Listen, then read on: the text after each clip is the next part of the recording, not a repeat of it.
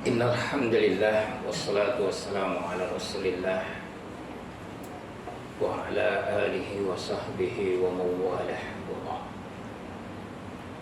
Qala Allah Ta'ala fi kitabihil karim, a'udzu billahi minasy syaithanir rajim. Wa ma khalaqtul jinna wal insa illa liya'budun. Ikhwah fillah, kita manfaatkan waktu kita di ba'da sholat asar, waktu yang paling baik untuk tidak tidur, waktu paling bagus untuk berzikir, berdoa, dan kita manfaatkan untuk bertadabbur Al-Quran. Ada 3 misi kita sebagai hamba Allah, sebagai Abdurrahman, jamaknya Ibadur Rahman. Yang pertama, sebagai makhluk Allah, sebagai hamba Allah, kita punya misi menjadi penghambanya, punya misi untuk kemudian diharapkan bisa menyelenggarakan hubungan yang bagus kepada Allah, hablum minallah. Misi yang kedua, misi kita sebagai hamba Allah untuk menyelenggarakan hablum minannas. Misi yang ketiga, sebagai hamba Allah kita harus menyelenggarakan hablum minal alam.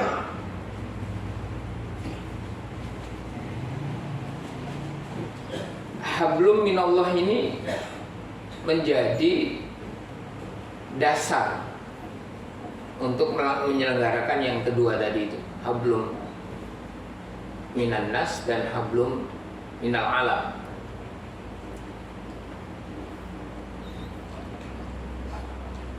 Kalau ini tidak terselenggarakan dengan baik oleh kita,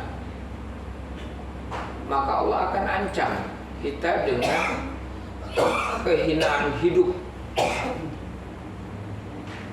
di dunia ini maupun di akhirat. Duribat alaihimuz zillah aynama suqifu illa bihablim minallah wa hablim minan nas.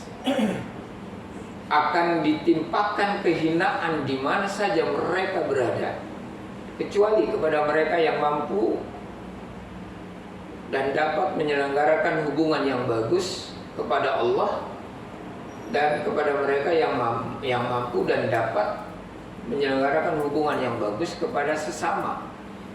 Nanti hablum minal alamnya ini include di dalam hablum minannas ini sebenarnya.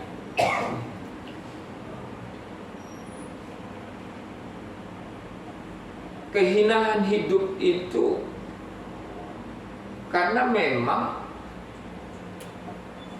ulah kita yang tidak mampu melaksanakan misi kita, misi kehambaan itu. Ketika Allah perintahkan untuk beribadah kepadanya, menghamba kepadanya, itu semua manusia diwajibkan. Bukan hanya orang yang beriman, tapi yang semua yang namanya manusia itu diwajibkan untuk menghamba kepada Allah itu. Al-Baqarah ayat 21. Ya ayuhan nas, ya ayuhan nasu ubudu rabbakumul ladzi khalaqakum walladzina min qablikum la'allakum tattaqun. Wahai manusia, beribadalah kamu kepada Rabb kamu, Allah, yang telah menciptakan kamu dan menciptakan orang sebelum kamu, la'allakum tattaqun, agar kamu bisa menjadi hamba Allah yang bertakwa.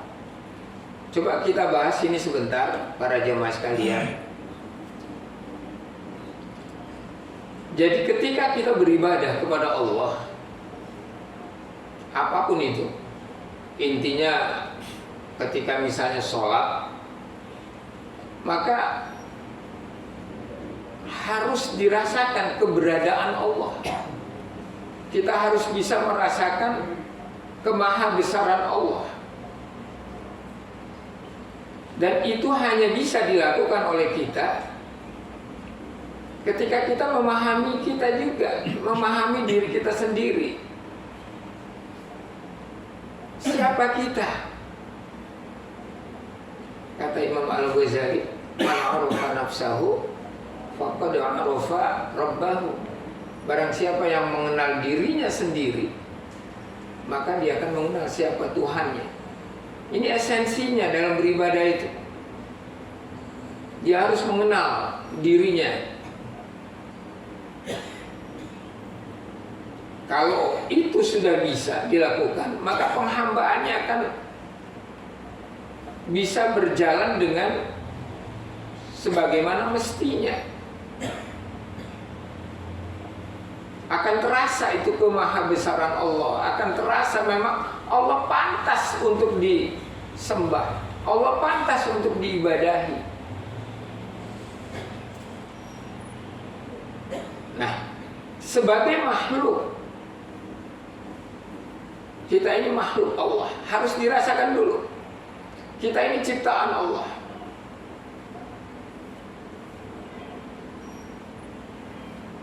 Yang paham tentang kita sebenarnya Allah.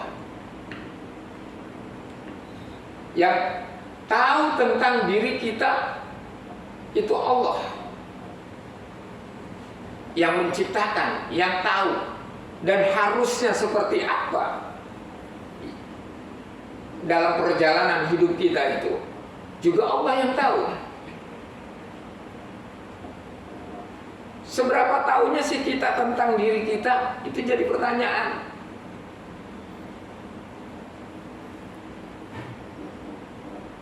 Seberapa tahunya kita tentang apa yang ada pada kita sebenarnya?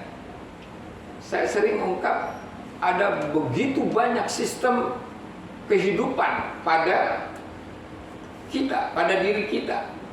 Ada sistem pencernaan, ada sistem peredaran darah, ada sistem saraf, sistem koordinasi, yang semuanya itu bukan kita yang bikin, bukan kita yang menentukan, bukan kita yang menerapkan, tapi Allah.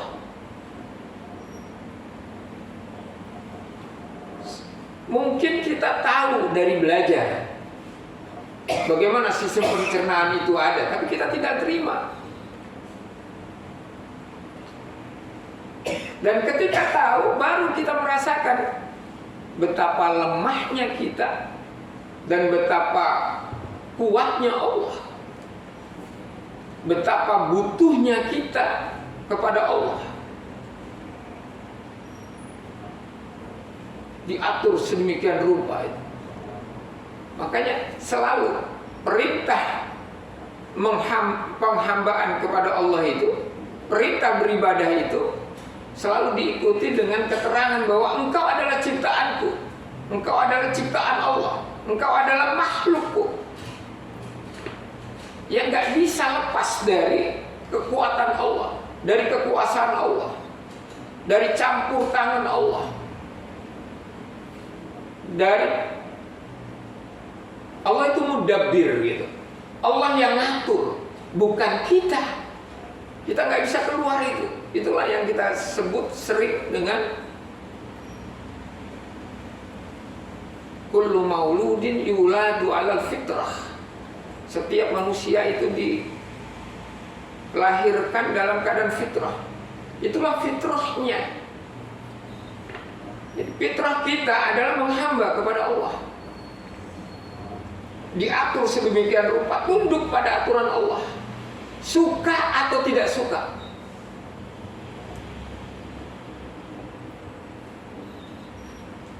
Berjalannya pencernaan, sistem pencernaan itu seperti itu artinya juga adalah sebuah ketundukan kita kepada Allah, baik suka maupun tidak. Makan dari mulai mulut dicerna sampai ke anus ujungnya, udah diatur sedemikian rupa itu. Kita butuh 6 macam zat gizi untuk hidup ini. Ada karbohidrat, ada mineral, ada protein, ada vitamin, ada mineral, ada air.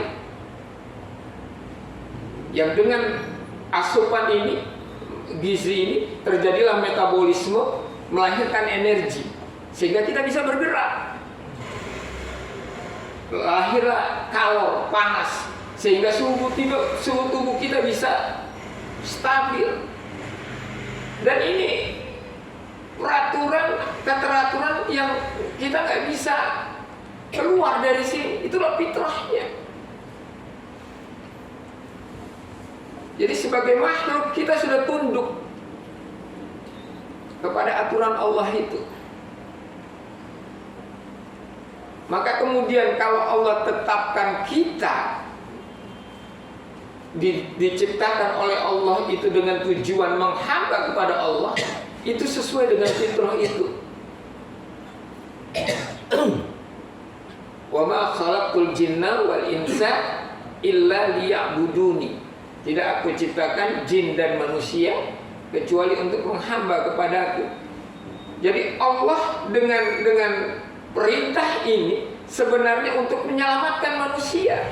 Dia sudah tunduk secara proses penciptaannya.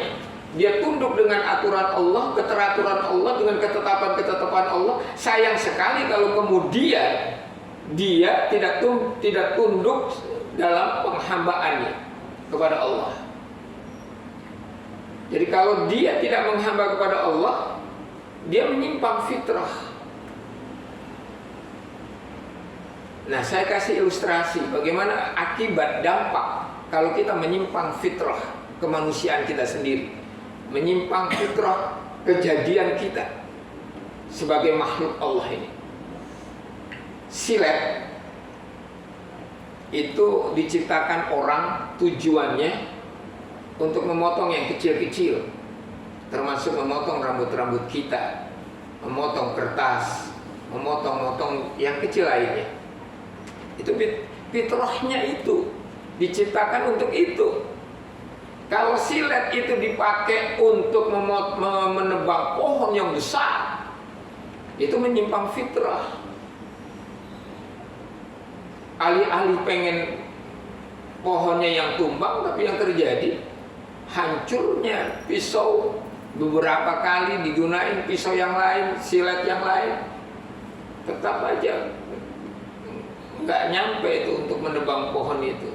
Karena memang bukan fitrahnya silet itu untuk menebang pohon. Tapi kalau untuk cukur pas.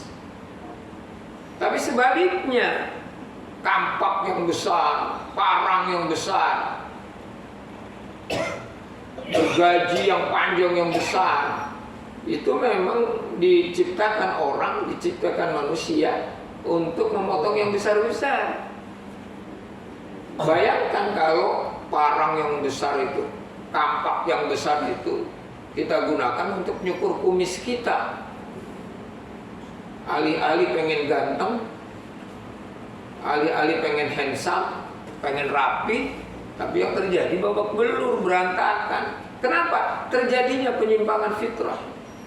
Itulah yang dimaksud duribat alaihimuz zillah aina masukifu illa bihabli minallah wa habli minannas.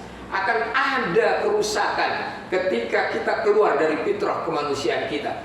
Allah sudah ciptakan kita sebagai penghambanya, tapi kemudian dalam kenyataannya hidup kita memilih menghamba kepada yang lainnya, menghamba kepada hawa nafsu, menghamba kepada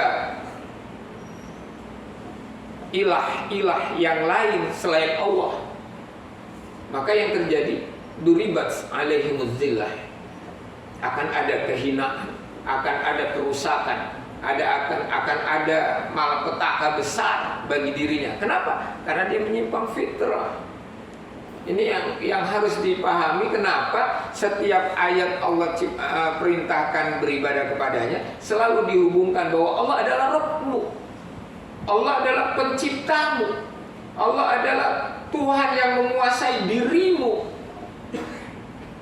Bisakah kita tanpa makan, tanpa minum, tanpa menghirup udara, dan tanpa melakukan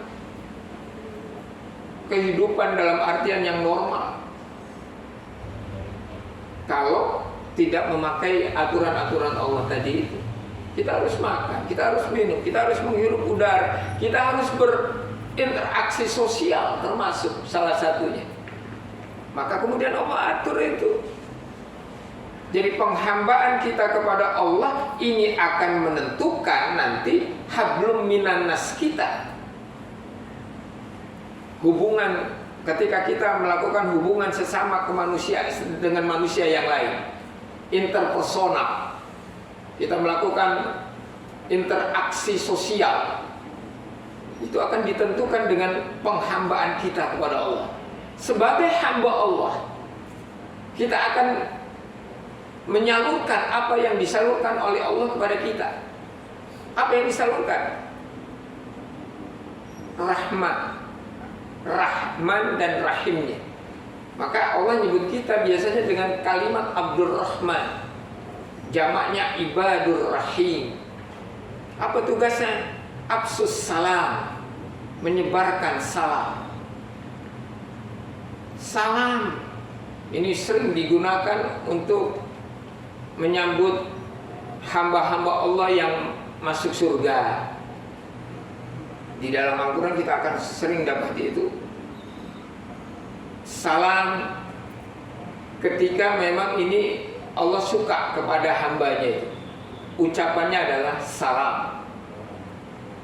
Surat yang nanti akan sering kita dengar di malam Lailatul Qadar itu ada kalimat salam itu. Apa? Inna anzalnahu fi lailatul qadar wa ma adraka ma lailatul qadar. Lailatul qadri khairum min alfi syahr.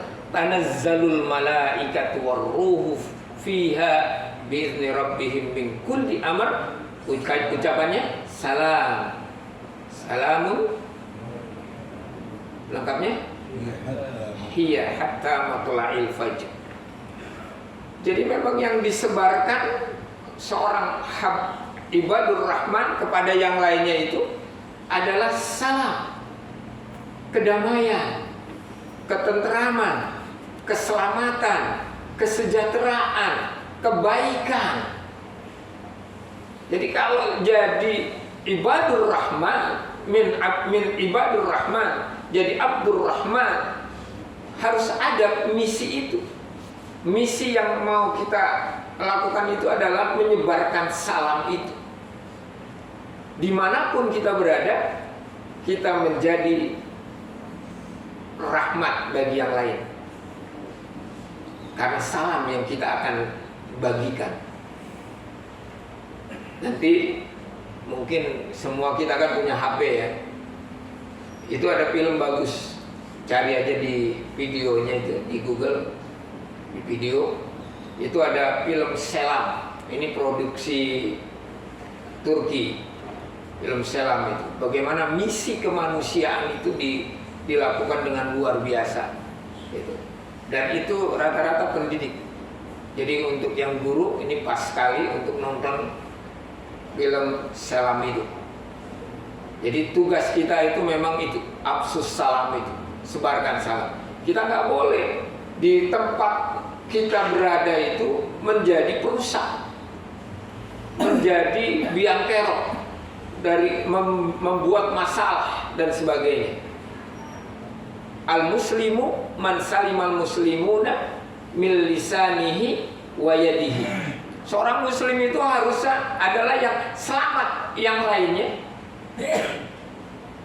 dari kejahatan lisannya dan kejahatan perbuatannya. Itulah salam. Jangan sampai keberadaan kita ini menjadi masalah. Di keluarga menjadi masalah, di masyarakat menjadi masalah, ketika kita menjabat sesuatu menjadi masalah, ketika kita menjadi figur sosial yang diharapkan banyak rahmatnya, banyak kasih sayangnya yang dirasakan, justru malah sebaliknya banyak melakukan kezoliman.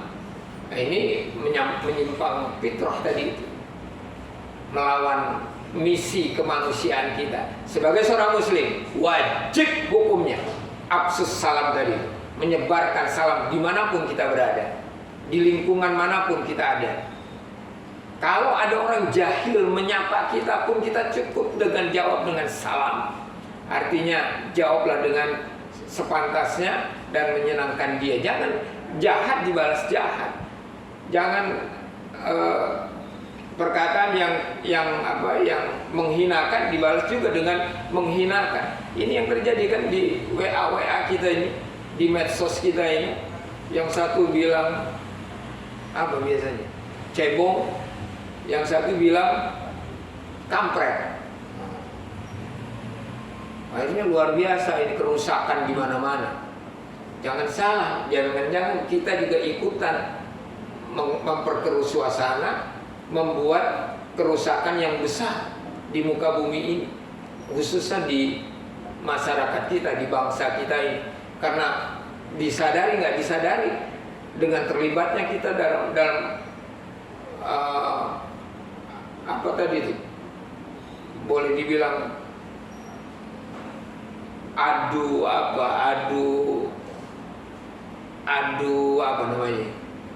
kejelekan lah ya gitu ya. Ini rusak kita semua. Duribat alaihimuz zillah. Jangan dibalas itu dengan balasan yang jelek, tapi tunjukkan bahwa seharusnya manusia nggak begitu gitu. Tunjukkanlah, kasih tahu bahwa yang dilakukan itu keliru, tapi dengan salam, dengan bahasa yang baik, dengan bahasa yang indah, dengan bahasa yang bisa diterima dan memperbaiki dirinya. Gitu. Ini tugas misi kemanusiaan kita sebagai hamba Allah. Nah, terakhir misi sebagai apa tadi? Hablum minal alam. Ini biasanya banyak sekali, ini surat Ar-Rahman itu kita sering dengar. Was-samaa'i wa ma alla tatghaw fil mizan wa qimul wazna bil qisti wa la tukhsirul mizan. Bahwa kita suruh tetap mengokohkan keseimbangan alam ini. Alam ini diciptakan oleh Allah dengan luar biasa seimbangnya. Jangan rusak sistem keseimbangan itu dengan ulah kita yang tidak bertanggung jawab. Ini menebang hutan, itu kan merusak sistem keseimbangan itu. Kemudian bangunan-bangunan yang tidak diatur sedemikian rupa sehingga merusak ozon di atas sana. Ini juga merupakan keseimbangan yang harus kita jaga. Keseimbangan keserasian kehidupan di alam ini. Laut jangan sampai rusak, hutan jangan sampai rusak, gunung jangan sampai rusak. Ini tugas kemanusiaan kita sebagai khalifah fil ardh. Cukup. Wabillahi taufiq wal hidayah. Wassalamualaikum warahmatullahi wabarakatuh.